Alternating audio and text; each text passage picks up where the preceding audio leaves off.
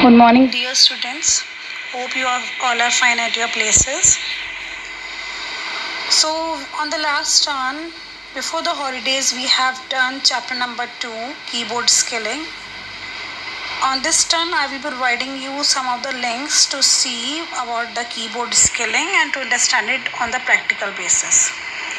So, after viewing that videos and the links, come to chapter number, unit number 3rd, digital documentation. We will be studying some of its part, the introduction and some of it. So let's start the next chapter. So the introduction. OpenOffice.org is an open source software. The open source is software where the source code is included with the compiled version. So while we are working with digital documentation, which we have to in open source. So what is open source? It is a software where the source code is included with the compiled version. The source code is used along with the compiled version. Next is, what is a word processor? A word processor is a package that processes textual matters and creates organized document. So what is the work of the word processor? It is a package that processes the textual, means in text matter, and it creates the organized document. It provides us the organized document. Now the features of word processor. What are the features of word processor? It is fast, means it works very fast. Then editing is being done in this word processor. Then permanent, it is a permanent software. Then formatting, it can do the formatting. Then graphics, we are having the graphics in it. Then OLE, then it is having the OLE also. Then spell check, we can check the spelling also, and we can do the mail merge also. We will be studying all the features one by one in this chapter. Working with writer word processor. Then how do we work with writer word processor?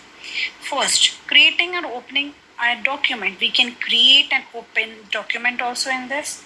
Then typing text in it. We can type the text also in it. Then editing the document if required. Then we can edit the document. We can edit it if we require, if we want. Then saving the document for later use. We can save the document also for our later use. Creating new document. How do we create a new document? You can zoom the image also. We can create a new document by clicking on new option, then text document. To open new document, we have to click here. Then alternatives, click here. So you can see the icon under the file menu. You can click on it, or other than this, you can press the Ctrl+N key. So these are the 3 ways to create a new document.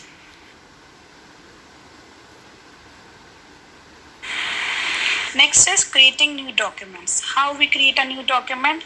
The steps are given here. That was the diagram. Then now is the steps.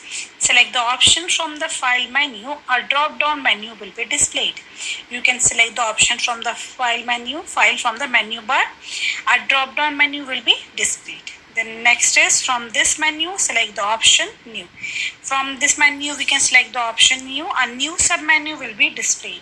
A new sub-menu will be displayed to you. From the sub-menu, click at the text document option or press Ctrl+N with this. From the sub-menu, we can click on the text document option, and we can also press Ctrl+N key, which is the shortcut key for new. A new document window will be displayed for you to enter your text. A new text document window will be appearing there, which will be displayed to us. You can enter the text also if you want. So these are some of the topics which we'll be covering on this turn. On the next turn, we will be doing the remaining part of the chapter. On this turn, you will be completing the chapter number 2, keyboard skilling, which I will be providing you the links. You have to see that links and you have to see it practically. And third unit, only some of the parts to one topic or two topic I have covered. Listen to it carefully, and if you have any problem, you can ask me personally also. Thank you.